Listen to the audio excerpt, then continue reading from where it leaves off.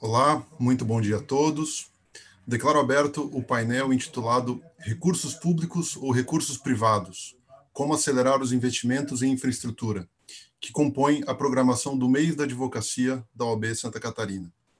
Inicialmente, estendo meus cumprimentos ao presidente da OAB, Dr. Rafael Horn, também ao diretor da Escola Superior da Advocacia da OAB, Dr. Marcos Vinícius Borges, ao presidente das comissões, Dr. Pedro Miranda.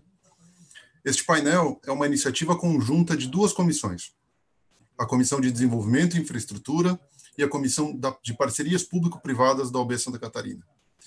Eu sou Rodrigo Laós, vice-presidente da Comissão de Desenvolvimento e Infraestrutura, e compõe este painel a doutora Marcela Felício, presidente das comissões da Comissão de Parcerias Público-Privadas da OAB, e os palestrantes convidados, doutora Viviane Moura e doutor Joel de Menezes Nibor.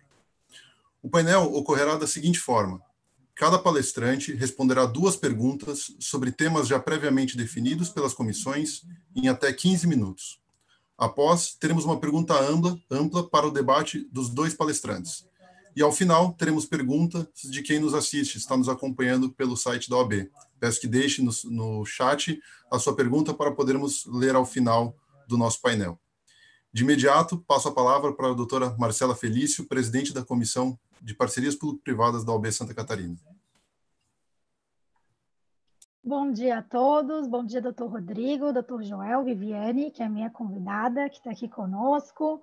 É uma felicidade para a Comissão de Parcerias Público-Privada abrir os painéis dessa sexta-feira do mês da advocacia. A nossa comissão é recém-criada, ela foi criada no finalzinho de dezembro do ano passado e começamos a atuação em março desse ano, então já estamos compondo esse mês da advocacia nesse evento com uma comissão tão respeitada dentro da nossa instituição como a Comissão de Desenvolvimento e Infraestrutura. Doutora Viviane Moura, superintendente da Superintendência de Parcerias e Concessões do Piauí, cofundadora do InfraWoman, grupo a qual faço parte com muito orgulho. Muito obrigada por ter aceito o convite. E nós vamos começar falando um pouquinho sobre quais são os fatores determinantes para a definição da escolha do modelo jurídico e econômico mais adequado para prover infraestrutura. E também eu queria que você conversasse um pouquinho conosco sobre qual é o grande diferencial de usar o recurso público por meio da Lei 8666 e o recurso da iniciativa privada por meio de concessões e PPPs para prover infraestrutura. Mas antes de responder a minha pergunta, eu estava te acompanhando na quarta noite no Quarentena Talks e você mencionou uma história sobre o nosso outro convidado, o Dr. Joel, quando conheceu em Brasília. Então, eu peço que inicie o nosso painel contando um pouquinho sobre isso e depois já siga na sequência com a palavra para responder essa primeira pergunta. Viviane. Bom dia, Marcela. Bom dia, Rodrigo, professor Joel. Primeiro, obrigada pelo convite. Estendo o agradecimento ao professor Rodrigo, à presidência da OAB de Santa Catarina. Vocês estão muito à frente de várias OABs quando tem 2 comissões que falam muito sobre infraestrutura. Parabéns, viu? Pegando um gancho na sua fala com relação à história que eu contei lá no Quarentena Talks, eu contei, professor Joel, que quando eu fui a Brasília, eu morei em Brasília há 5 anos, e eu saí do Piauí com um propósito. Eu assumi a chefia do jurídico da Codevasf, e eu não entendia muito pouco, sobre licitações.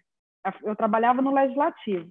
E aí eu sabia que ir para Brasília era uma oportunidade para agregar muito conhecimento, e eu queria voltar para o meu estado, trazendo na bagagem experiências, mais conhecimento, em assuntos que eu sabia que eram assuntos de diferenciados. E eu fiz muito curso da Zenit, e você foi, por várias vezes, o meu mentor, sem saber. E eu disse para a Marcela, quanta honra e quanto prazer.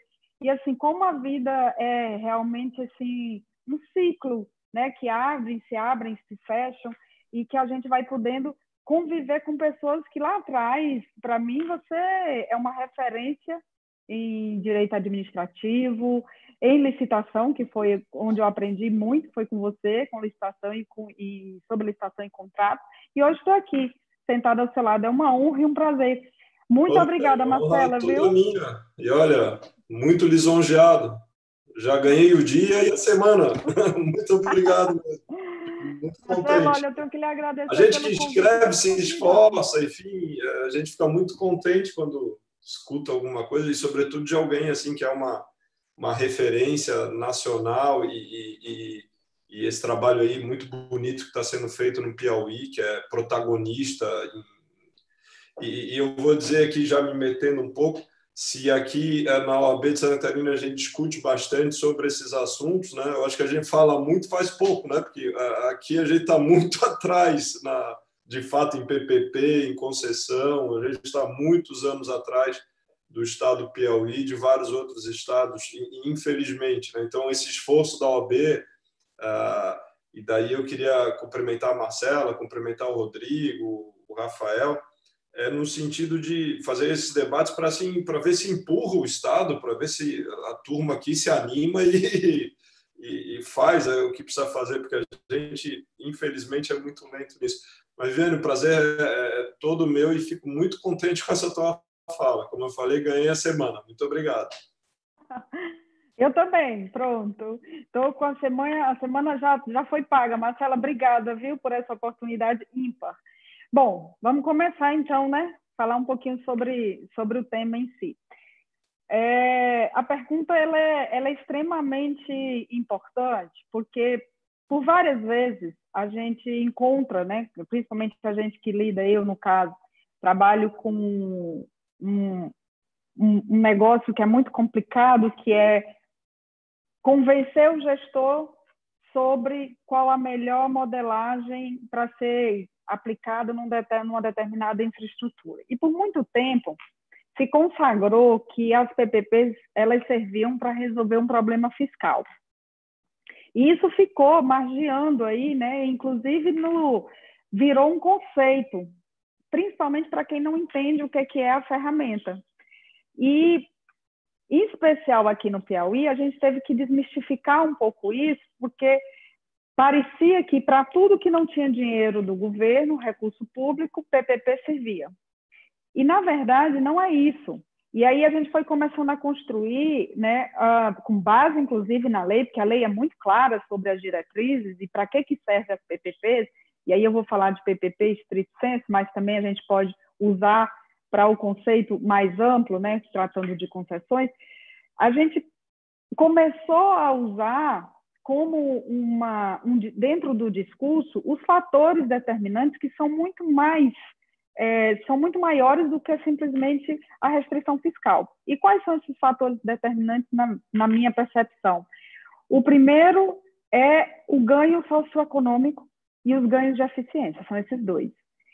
PPPs, elas não servem tão somente para prover obra, então não é uma questão de ter ou não ter dinheiro, é o conjunto da obra.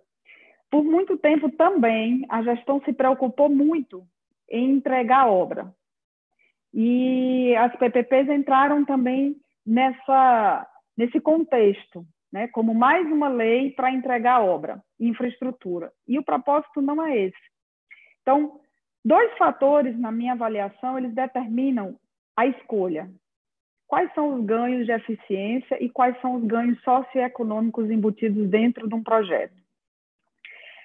Se tem recurso público suficiente para fazer frente à obra, isso por si só é um fator determinante para a contratação via 8666?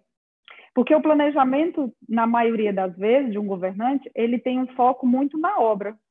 Só que, quando a gente se acostuma a trabalhar com projetos de concessão, a gente não avalia somente a obra. A gente avalia o serviço, o que vai ser entregue. Então, quando a gente avalia o que vai ser entregue, a nossa percepção, e aí entram os estudos que vão validar essa percepção, elas estão muito mais ligadas aos serviços, e aí, quando a gente fala de serviços, é importante ter também como um ponto de atenção que são serviços integrados, agrupados. Um exemplo bem claro. Nós vamos trabalhar com um projeto, por exemplo, de subconcessão de saneamento básico. O professor Joel vai até falar sobre esse assunto também. Num projeto de subconcessão, quando a gente fala de saneamento básico, sendo ele contratado por uma empresa estatal, nós vamos, ainda que ela tenha recurso para investimento, ela vai investir na obra. Mas o planejamento com relação ao serviço, ele vai muito além da obra. Ele vai para a operação, fornecimento de insumos, alguns insumos como energia elétrica, o pagamento mesmo da folha de pessoal. Então, que incremento, o que vai ser necessário como serviços agregados e quanto isso vai impactar? Não é só a obra.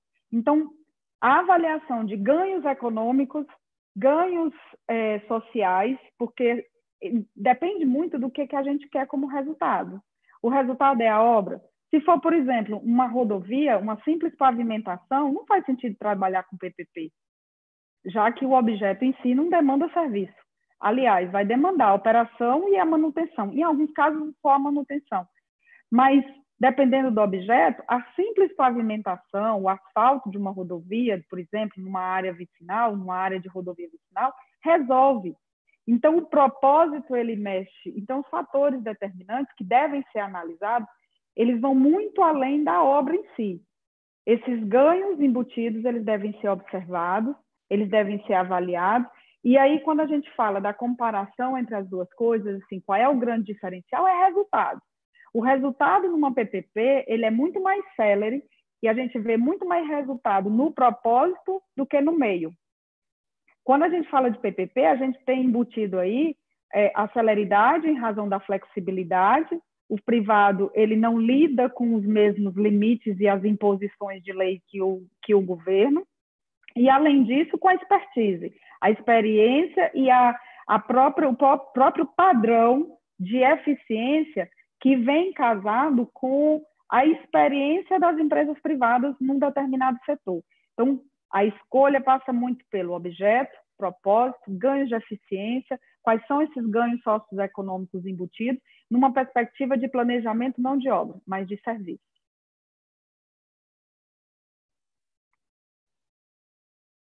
Obrigada, Viviane. Com a palavra, o doutor Rodrigo.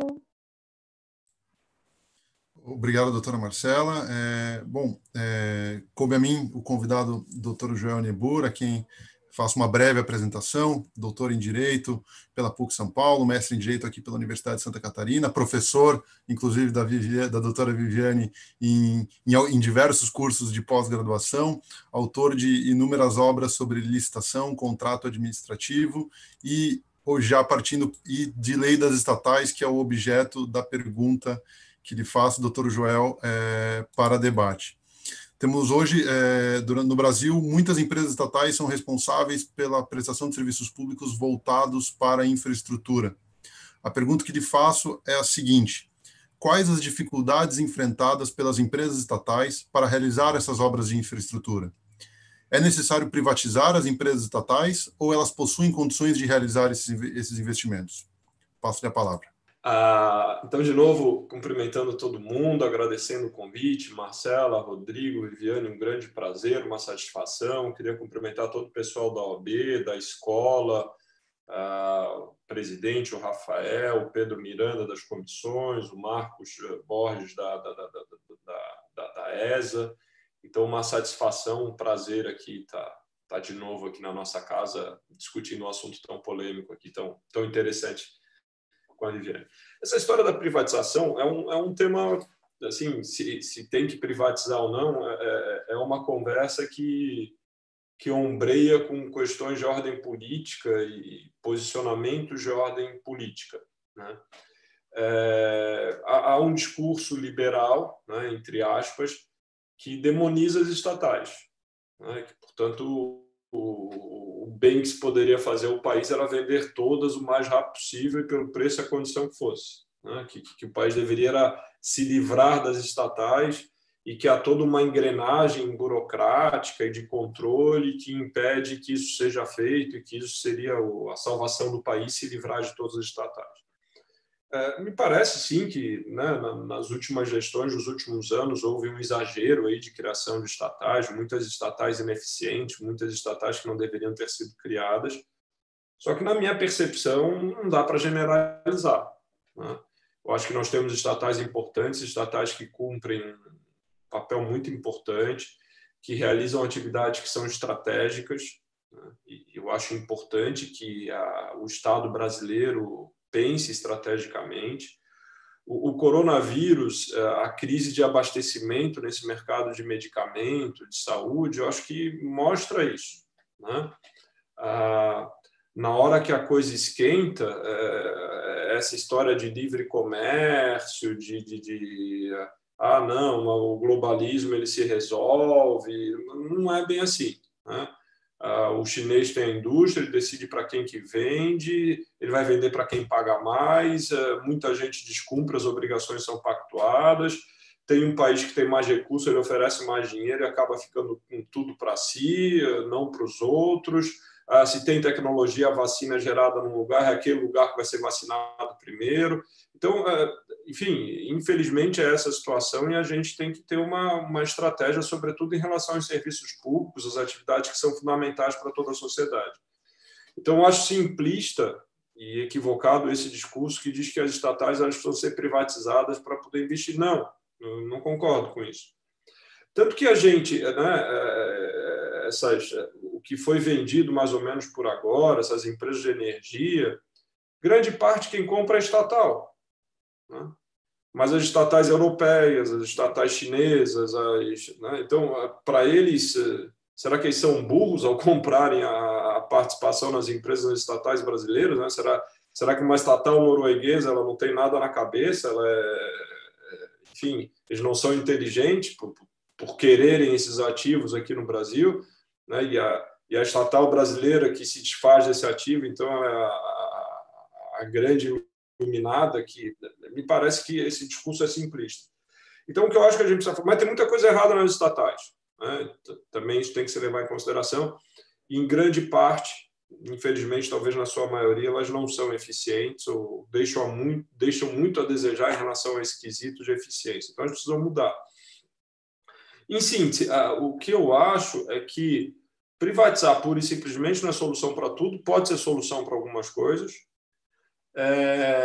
mas as estatais, a depender do caso, isso tem que ser avaliado cada caso, o discurso generalista, na minha percepção, é equivocado, mas as estatais, analisado cada caso, muitas devem ser mantidas, não devem ser privatizadas, na minha opinião, e o Estado brasileiro tem um grande desafio, que é modernizar essas estatais e fazer com que essas estatais sejam eficientes.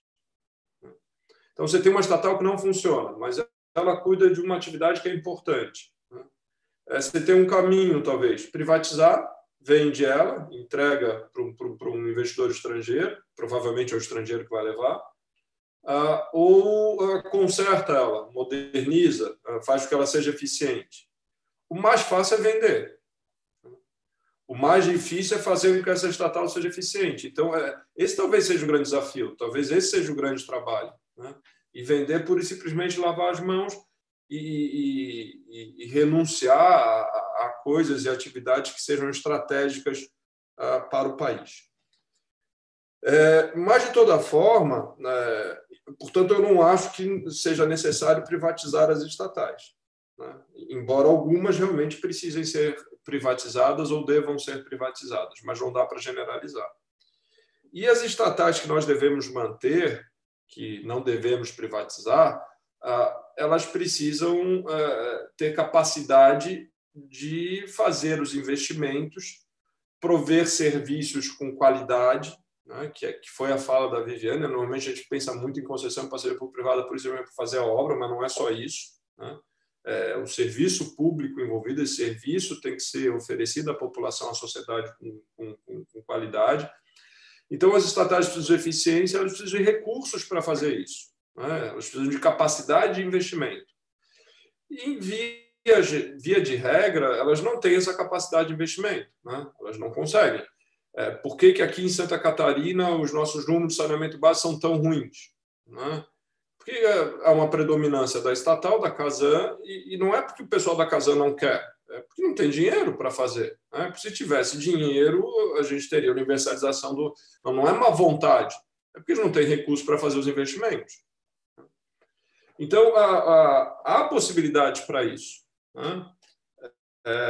Hoje, o que se vê, a maioria das estatais, essas ineficientes, elas não têm, apesar de podem ter muita boa vontade quem trabalha nessas estatais ou das pessoas que gerem essas estatais, mas elas têm recursos limitados, né? Elas se concentram em obter financiamentos que são sempre limitados, né? Não dão conta de universalizar os serviços e fazer frente a toda a demanda da população e prestar um serviço de qualidade. Elas licitam 8666, né? Então elas licitam a obra e elas que prestam o serviço. Então elas têm uma certa relação com a iniciativa privada, mas essa relação, contratar um sujeito pura e simplesmente para fazer uma obra, e obra nos moldes de acordo com as especificações que são definidas pela estatal. Então não tem de fato uma parceria com a iniciativa privada. As estatais pura e simplesmente contratam empresas privadas para executar obras que são modeladas e definidas por elas. Portanto, as parcerias público-privadas são um bom instrumento, como há outros instrumentos, para que as estatais consigam obter recursos e fazer o que precisa ser feito, né? Fazer os investimentos, fazer as obras e prestar os serviços com padrão de qualidade que precisam ser prestados. A lei da parceria público-privada diz com todas as letras que a lei da parceria público-privada abrange as estatais, porque as estatais elas podem se valer, portanto, das parcerias público-privadas. E seria muito interessante que as estatais protagonizassem isso, né? Elas levassem isso adiante, elas lançassem esse processo de parceria público-privada de forma para fazer investimentos regionalizados, para resolver problemas específicos. E isso é muito interessante. Ela podia dividir toda a sua área de interação, toda a sua área de atuação, ter estratégias com modelos de parceria público-privadas diversos, a depender do problema, a depender da região, a depender do investimento que precisa ser feito, da forma como o serviço deve ser prestado. Então, o que eu vejo é muita inação por parte das estatais, né? Elas não têm lá um aparelhamento, um custo de pessoal muito alto, uma ineficiência, falta de capacidade de investimento, pura e simplesmente é financiamento, que é sempre limitado, 8666/93, elas não conseguem dar conta, no entanto, se perpetuam com aquele serviço muito mais por uma questão política, uma questão de poder, e os serviços não são prestados com eficiência por parte da administração. Elas ficam numa zona de conforto, até porque politicamente elas conseguem manter, ou têm conseguido manter essa situação, né? O que eu acho agora cada vez mais, com toda a crise que nós passamos, né, o dinheiro é cada vez mais escasso, isso empurra as estatais para fora da zona de conforto e elas precisam, né, elas precisam se mexer, elas precisam procurar alternativas e as parcerias público-privadas podem ser uma excelente alternativa para as estatais, uma medida de sobrevivência para muitas estatais, né? Fora a parceria público-privada, outras coisas que poderiam ser feitas, né? Outros instrumentos contratuais, como locação de ativos e tantos outros que tem por aí. Mas, enfim, o que precisa é sair da letargia. Eu estou falando tanto assim de letargia, mas estou falando muito sobre a perspectiva de Santa Catarina, sabe, Viviane? Porque aqui o negócio é difícil, aqui é realmente complicado, né? Salvo engano, a primeira PPP do Estado foi firmada esse ano, né? Até então não havia um contrato de parceria público-privada, né, firmado por um município. Então, aqui a gente, apesar do esforço, né, precisa reconhecer, especialmente do Ramiro, do pessoal aí que está na frente desses projetos de parceria aqui no Estado, mas o Estado é muito lento, muito letárgico e as nossas estatais não se mexem em relação a isso. E daí agora, por exemplo, na hora do saneamento, quando vem o marco legal do saneamento, que é um assunto que a gente vai tratar na frente, né, e vem essa medida de acabar com os contratos de programa, daí assim, o Deus nos acuda, é o fim do mundo, mas, sabe, elas não se mexem, não conseguem dar conta, não saem do mesmo, não prestam serviço, nossos índices de saneamento são horríveis. Então é isso que acaba acontecendo, chega uma hora que elas são forçadas a largar o negócio e acabam, e daí quando elas são excluídas assim, o negócio é muito mais traumático, é muito mais doloroso para elas. Então, acho que, por exemplo, acho que não são de saneamento que não estão numa situação como essa, precisam se mexer e pensar em soluções criativas, sendo que a PPP é um ótimo instrumento para isso. Obrigado, doutor Joel. Passo a palavra, então, para a doutora Marcela. Obrigada, doutor Rodrigo.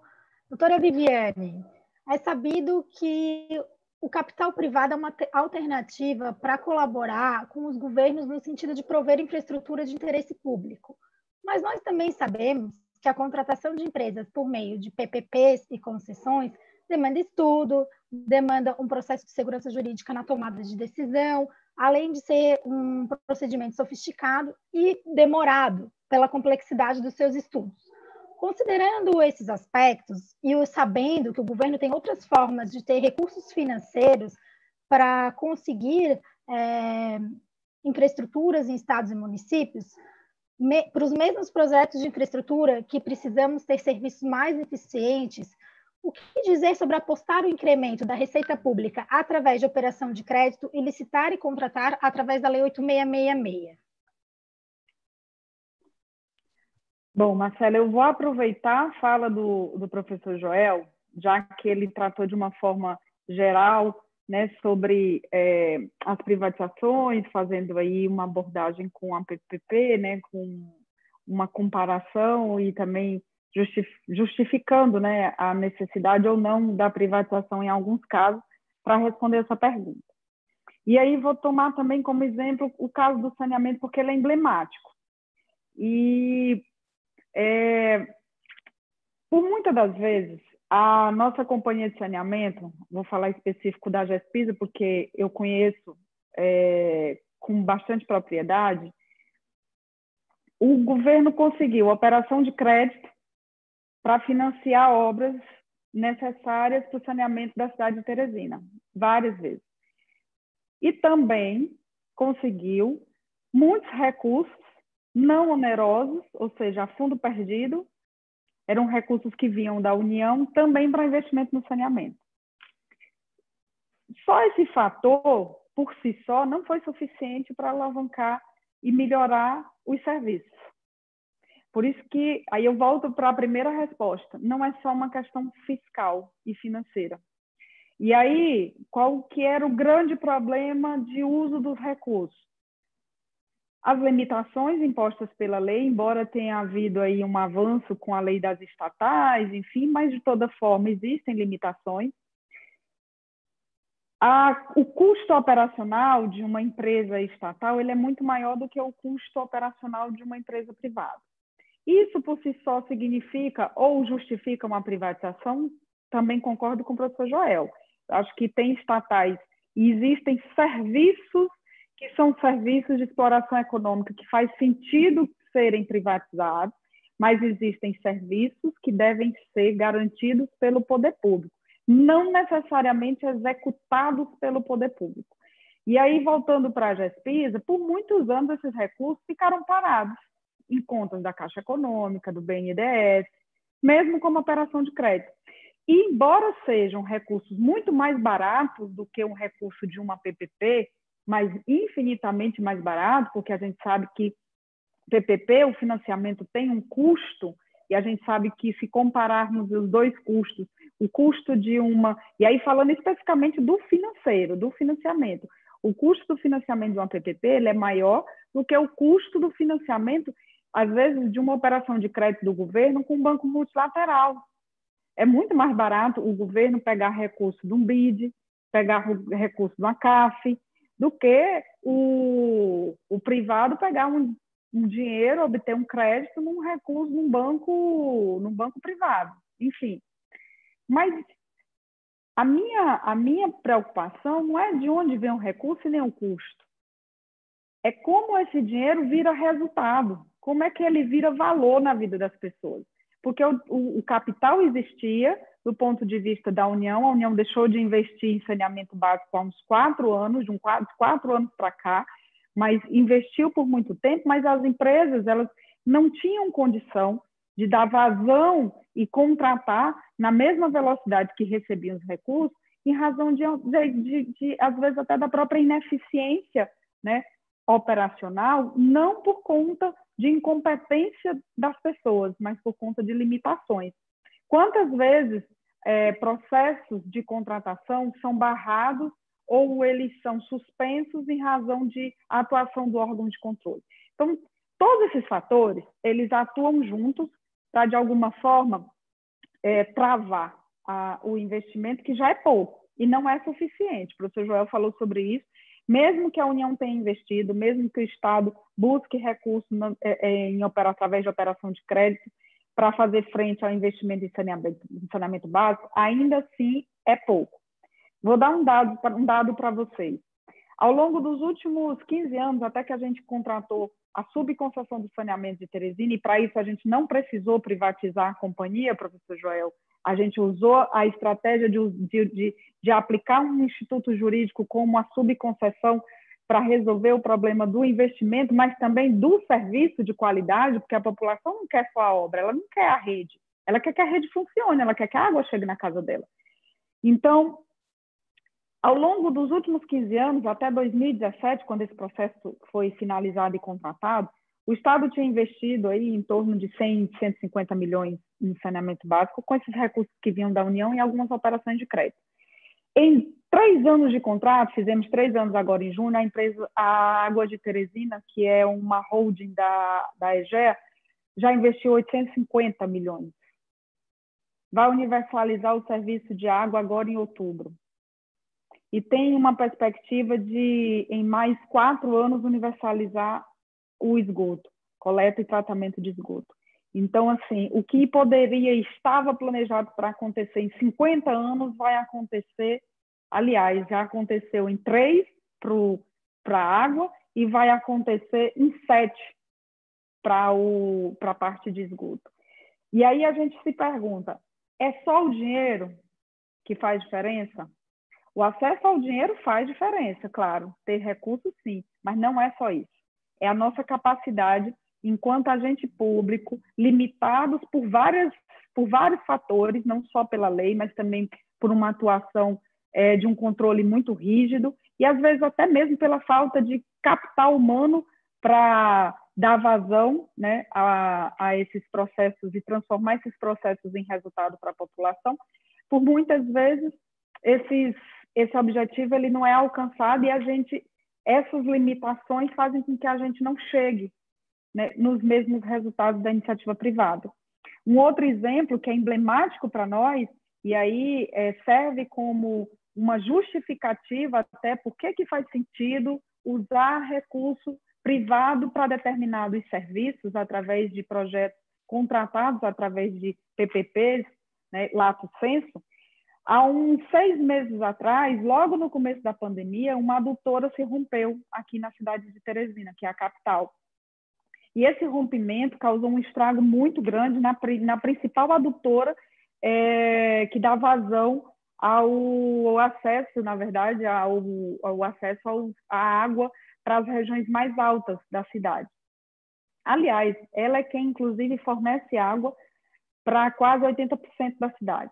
E esse rompimento, ele se deu num domingo, no final do dia, uma cratera enorme se abriu no meio de uma zona, de um bairro da cidade extremamente povoado, e a concessionária, em 24 horas, resolveu o assunto.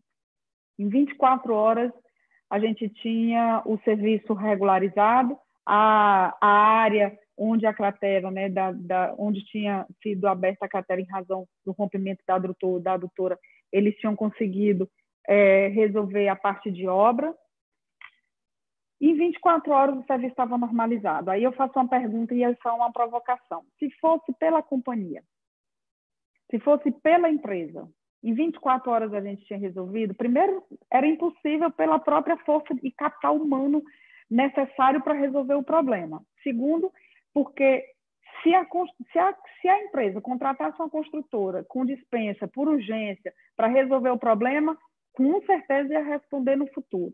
Depois, aonde arrumar os insumos, fornecimento, a construtora em 24 horas contratado, mesmo com urgência. Mesmo com urgência. Então, essas limitações, elas vão muito além, para além, esses entraves, os desafios, da questão muito ligada ao financeiro, a ter recurso orçamentário.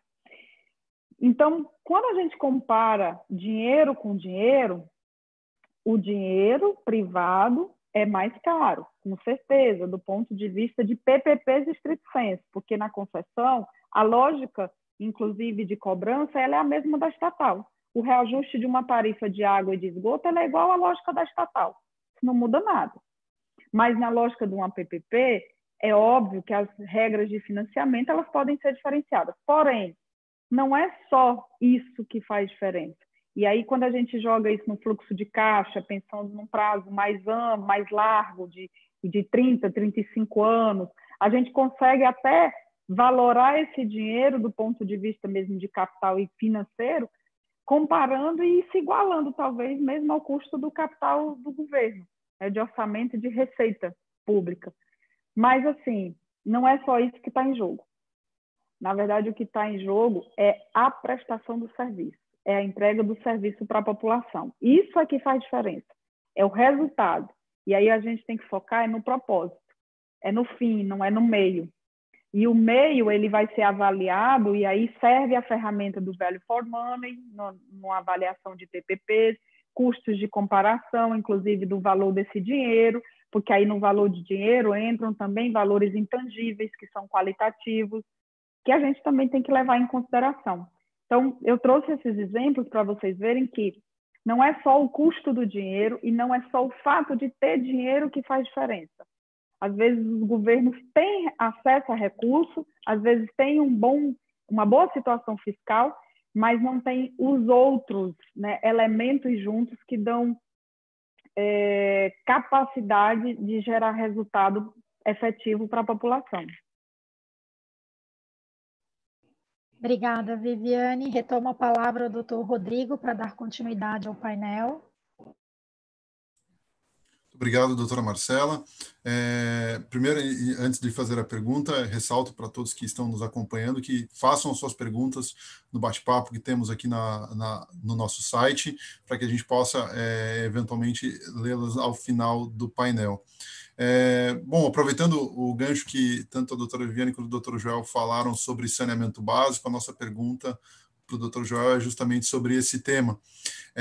Recentemente foi publicada a Lei 14.026 de 2020, que alterou o marco regulatório do saneamento básico e trouxe uma nova roupagem para o setor de saneamento. E dentre várias mudanças, e algumas ainda objeto de vetos, os vetos podem ser analisados pelo Congresso, a principal delas, talvez que tenha mais relevância para o setor, seja a questão dos contratos de programa firmado com empresas estatais. Nesse ponto, a pergunta que faço, doutor Joel, é a seguinte: o fim dos contratos de programa, esse fim gradual pelo novo marco regulatório, e a exigência de formalização de contratos de concessão para a prestação dos serviços de saneamento básico, são medidas adequadas para a universalização desses serviços? Passo a palavra. Eu acho que vão nesse sentido, Rodrigo, um caminho nessa direção, e são coisas, acho que positivas, né? Porque a gente tem que pensar que também os estados vão ter um grande problema com essas estatais que são super aparelhadas, tem que ter um quadro de pessoal grande, você se desfazer, se essas estatais não conseguirem manter contratos, essas estatais não vão conseguir se sustentar, e isso vai gerar um problema enorme para os estados, né? Desfazer essas estatais, isso gera um passivo realmente difícil, né, para os estados. E também tem que se ter cuidado, porque, quer queira, quer não, as estatais elas acabam prestando os serviços em lugares, em municípios, que a iniciativa privada talvez não tenha tanto interesse, né? Então, vamos falar aqui do nosso caso aqui de Santa Catarina, que a gente tem a Casan, né? Na década de 90, 2000, né, nós tivemos aí uma onda de municípios que romperam com a Casan, né, grandes municípios do estado. E sobraram alguns poucos. né? Nós temos Florianópolis, Criciúma, Chapecó, são poucos os municípios grandes que continuam com a Casan. Os outros saíram. Têm os seus sistemas próprios, ou geridos por estatais do próprio município ou através de concessões. A Casan depende desses municípios grandes para poder prestar o serviço para todo o estado. Se a Casan perde um município como Florianópolis, né, se ela deixa de prestar o serviço num município como Florianópolis, é muito difícil que ela se mantenha de pé, é muito difícil que ela se sustente, né? E assim sendo, isso gera um passivo enorme para o Estado de Santa Catarina, que vai ter que saber o que fazer com isso, né? Então, assim, se a empresa não conseguir se manter de pé, né, não conseguir se sustentar, bom, Criciúma vai dar um jeito, Chapecó vai dar um jeito, os municípios médios vão dar um jeito, mas o problema, e os rincões do Estado, e os municípios menores, os municípios... É um problema, né?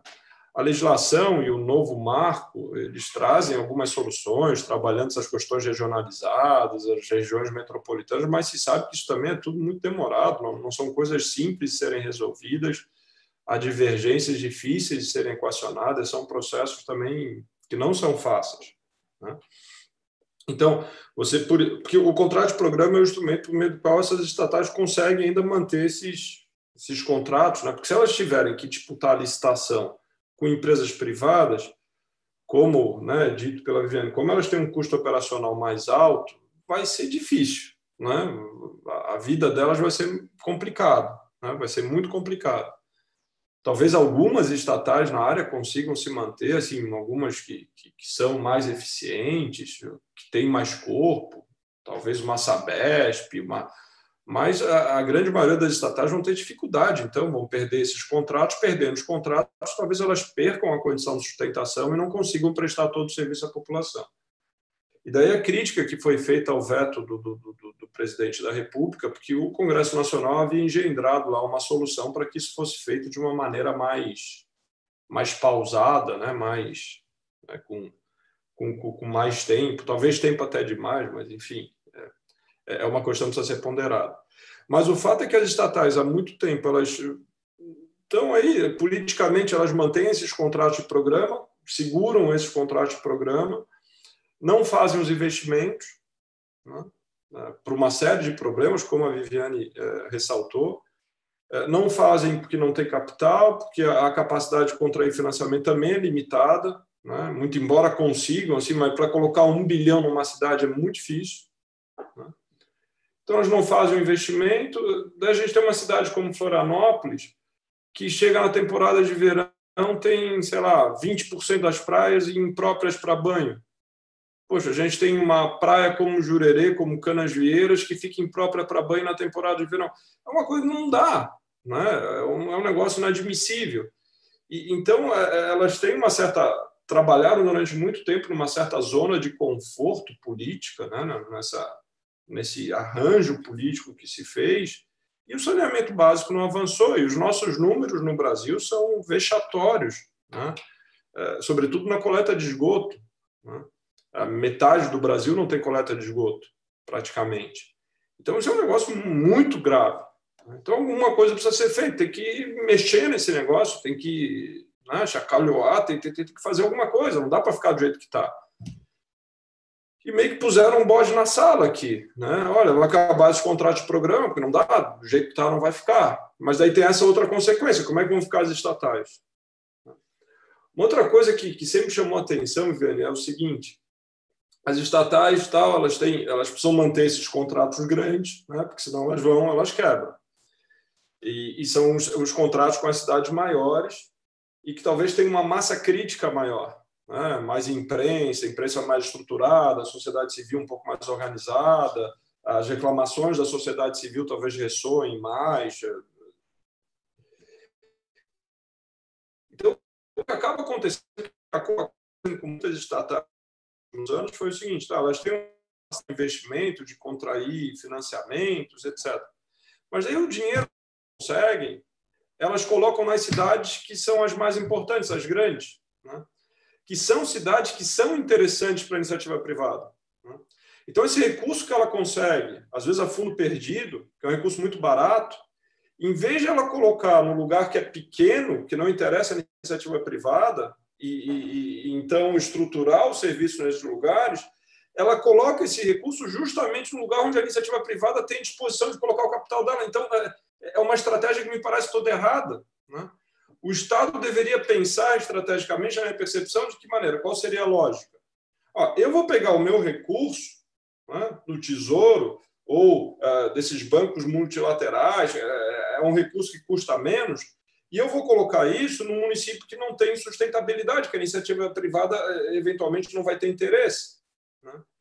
E eu vou pegar essas cidades maiores, que a iniciativa privada tem interesse, então eu vou fazer parcerias público-privadas e veja, como eu falei antes, eu não preciso privatizar a estatal, né? Por exemplo, como o Florianópolis é um lugar que é muito rentável para a iniciativa privada e atrairia muito a iniciativa privada, a Casan não precisa ela se desfazer de Florianópolis. Só que ela não precisava pegar esses recursos e concentrar os recursos em Florianópolis e deixar os municípios pequenos sem esgoto, né? Que é isso que acaba acontecendo. Ela poderia, em Florianópolis, fazer PPP, fazer subconcessão, fazer locação. Ela conseguiria fazer os investimentos de Florianópolis de outra forma, porque Florianópolis se paga. E ela concentrar esses recursos que são mais baratos nos lugares que realmente precisam. Então, é muito tempo de letargia, né? É muito tempo de promessa, que muito pouca coisa aconteceu, né? Os nossos números são vexatórios, e isso meio que forçou uma situação mais radical, mais extrema, e nós vamos ter um problema no nosso colo, né? Na hora que esses contratos de programa vencerem, que lançarem as licitações, é muito provável que as estatais não vão ser bem-sucedidas nessas licitações, que elas não têm sucesso, a chance delas perderem é enorme. Na hora que essas estatais perderem os seus contratos chaves, olha, vai ser um grande problema, um grande passivo para o Estado. O que fazer, ou para os Estados, o que fazer com essas estatais? Vai ser um problemão. Mas se isso é bom para universalizar, isso é bom para universalizar sim. É importante que haja essa perspectiva regional, né? Porque senão o que vai acontecer? Você vai universalizar na cidade grande que é rentável, não vai universalizar no resto. Então é importante ter essa perspectiva regional e vencer os entraves para isso. Mas é uma medida que vai no caminho sim da universalização, de reverter essa situação vexatória. Vai criar um outro grande problema, que é o que fazer com o passivo dessas estatais, se essas estatais de fato morrerem, que é a tendência que se descortina, né? A gente pensando diante da nossa realidade, das informações que a gente tem hoje, é muito provável que isso acabe acontecendo. Então, é uma solução, mas uma solução que traz os seus problemas e que traz muitos desafios também.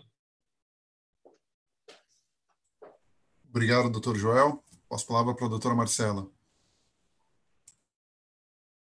Bom, após tudo que foi dito nessa última hora de conversa e aproveitando a expertise dos nossos convidados de hoje, eu lanço para debate o tema do nosso painel. Então, assim, afinal de contas, recursos privados ou recursos públicos, o que acelera os investimentos na infraestrutura? Abro a palavra para o doutor Joel por o seu ponto de vista e, na sequência, a doutora Viviane também arremate, botando o seu ponto de vista sobre o nosso tema. Doutor Joel, por favor. Recursos públicos ou privados, os dois, né? Com inteligência, né? E melhorando a administração pública, diante de toda a crítica que a Viviane fez sobre a dificuldade, a burocracia, essas coisas a gente precisa vencer. A gente precisa ter mais segurança jurídica para a administração pública poder fazer os seus investimentos e tirar do papel os seus projetos de uma forma mais dinâmica, com mais rapidez, segurança jurídica para a administração. E uma outra coisa que não deu tempo para falar aqui, são tantas coisas para falar, o novo marco, enfim, avança no sentido de prestigiar os investimentos privados, o saneamento, mas assim, não resolve todos os problemas. A gente tem concessões muito mal planejadas, estudos que servem de base a essas concessões muito mal feitos, muito problemáticos, daí faz a concessão, depois é aditivo atrás de aditivo, concessões que passam por tormentas, questionamentos de toda a sorte. Os órgãos de controle precisam olhar para os concessionários de uma outra forma, não com a desconfiança que olham hoje. Aqui em Santa Catarina é um trauma para você conseguir reajustar um contrato de concessão privada. Um reajuste contratual é um trauma, uma dificuldade. As agências reguladoras precisam ser muito mais sérias, muito mais preparadas do que são. Então, temos muitos desafios pela frente. Mais recursos públicos, recursos privados, os dois juntos e com inteligência. Muito bem, doutor Joel, é isso mesmo, professor. Na verdade, um complementa o outro. Nunca vai existir, não, é impossível que a iniciativa privada ela consiga prover toda a infraestrutura do país sozinha. Então, os dois juntos, esses dois recursos juntos, eles são necessários, né?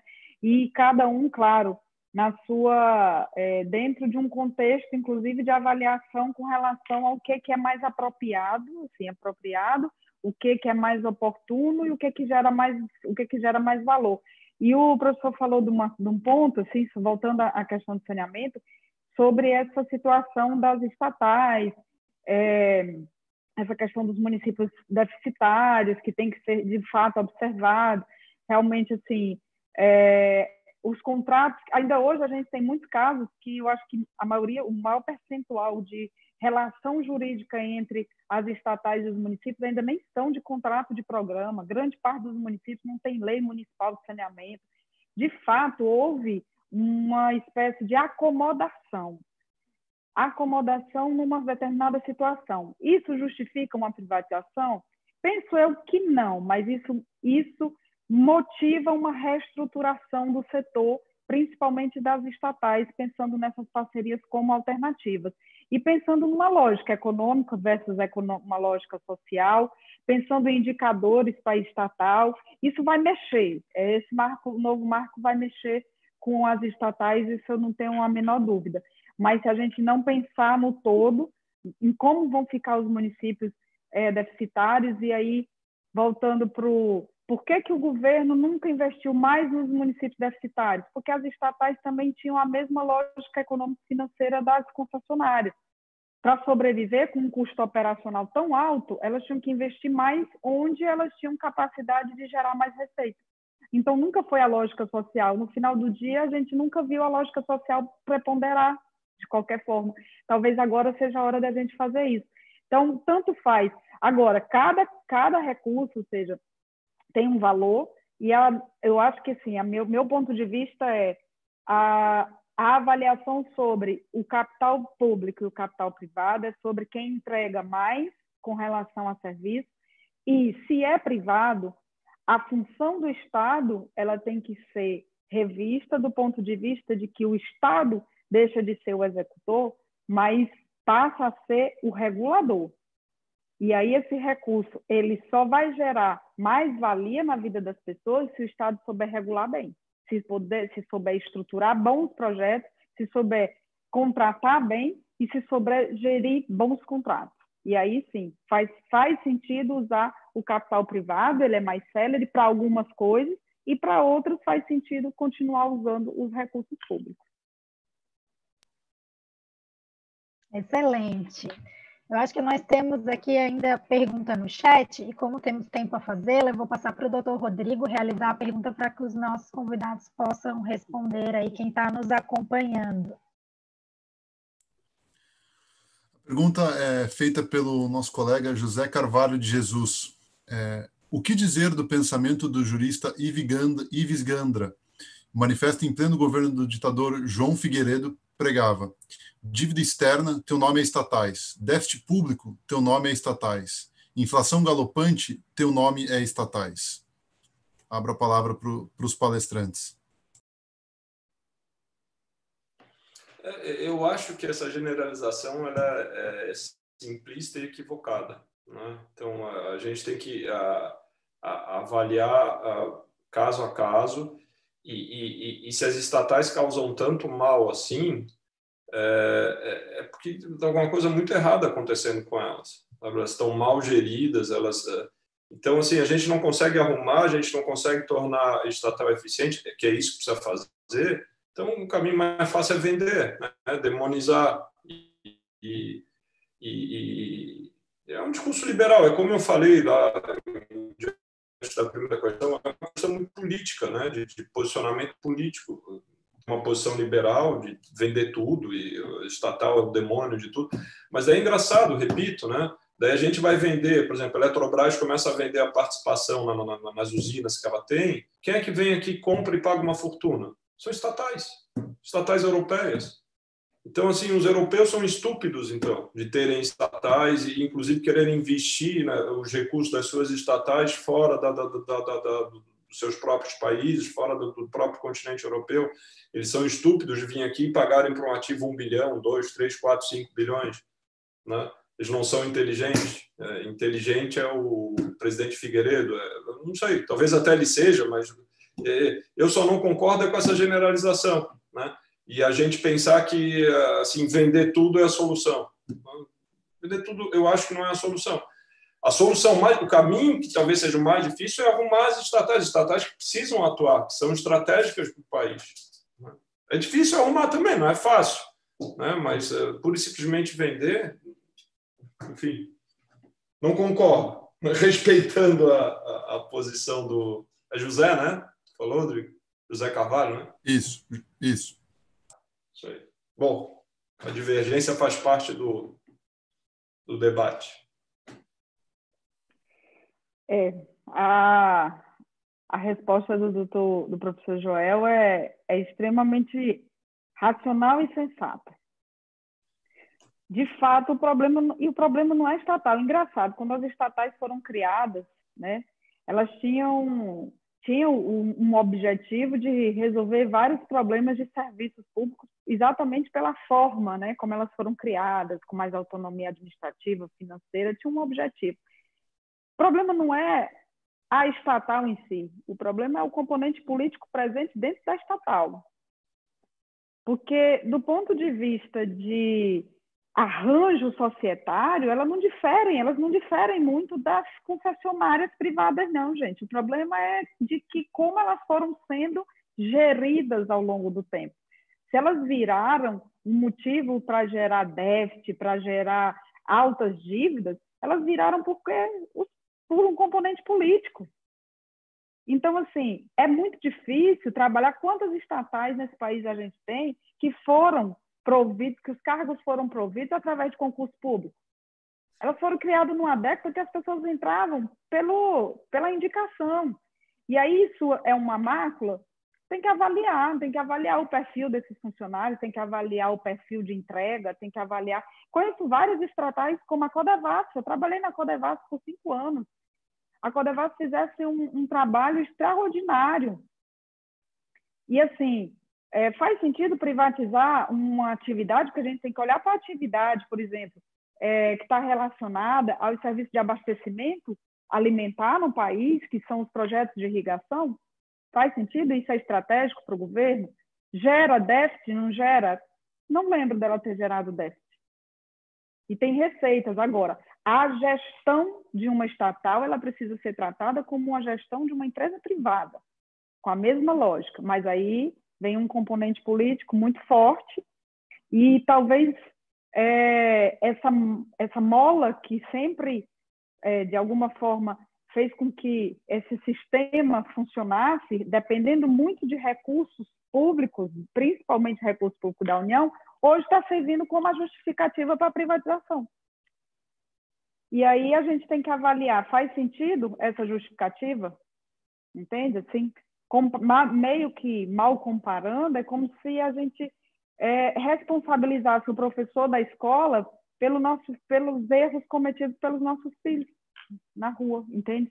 Então, assim, a gente tem também que assumir uma certa responsabilidade, eu falo a gente, Estado, sobre o que aconteceu ao longo desses anos com as estatais, sobre as entregas que foram feitas e as que não foram feitas, sobre quantas leis, inclusive, a próprio marco do saneamento, eu defendi isso. Nosso problema não é de marco regulatório, a lei anterior, a 11.0445, não era ruim, não. O problema é que ela nunca foi cumprida, porque existiam regras por municípios, inclusive, de penalidade quanto ao acesso a recursos do governo federal por meio de convênio, que nunca foi aplicado. Então, os municípios não têm lei municipal de saneamento básico. Por quê? Porque nunca foram instigados de verdade a fazer. Nunca houve de verdade a lei de saneamento básico, ela nunca foi aplicada. E esse marco regulatório, ele não vai ser a salvação desse país com relação ao saneamento básico, é assim que eu enxergo. Vai depender muito também desse componente político ser resolvido para que a gente tenha uma estratégia mais técnica para resolver a questão do saneamento básico. Essa é a minha posição. O problema não é estatal em si. Obrigado, doutora Viviane. Obrigado, doutor Joel. Já estamos aí avançados no nosso horário, próximos do fim. Gostaria de saber se os palestrantes têm alguma consideração final que gostariam de fazer. Já podemos caminhar para o encerramento. Não temos mais perguntas também aqui da nossa audiência. Se não há tudo certo, se não há considerações, então, em nome da Comissão de Desenvolvimento e Infraestrutura, eu agradeço a presença dos palestrantes, agradeço a doutora Marcela também pelo esse primeiro evento em parceria entre as nossas comissões, que sejam o primeiro de muitos, e cumprimento a todos, e passo a palavra também para a doutora Marcela para fazer os seus agradecimentos e o encerramento final. Muito obrigado, bom dia. Acho que foi um feliz encontro das comissões e dos nossos convidados. Não poderia ter sido um arranjo melhor para esse painel. Eu agradeço a todos que estão nos prestigiando também em acompanhar esse debate e acompanhar essas considerações sobre esse tema. Todos nós podemos ter pensamentos diferentes, mas todos queremos o melhor para o cidadão por meio de infraestrutura. E é para isso que essa comissão preparou esse painel tão especial para os advogados, para os jovens advogados, para que fomente essas áreas de atuação dentro da instituição e dentro daqueles que nos acompanham. Doutor Joel, doutora Viviane, eu tenho uma profunda admiração, não só pelo profissional que vocês são, mas como pessoas. Eu sempre digo que o bom profissional é feito por uma pessoa que quer realizar. E vocês realizam dentro da área de vocês, escrevendo livros, fazendo acontecer no Piauí, como é o fenômeno Piauí, né? Com tantas conquistas, em tão poucos recursos e um exponencial infraestrutura tão grande, movimentado por ti, Viviane. Então, meu muito, muito, muito obrigada. A quem está nos assistindo, temos ainda, hoje, dentro do nosso mês de advocacia, 2 painéis que também foram feitos com muito carinho pela ESA e pela OAB.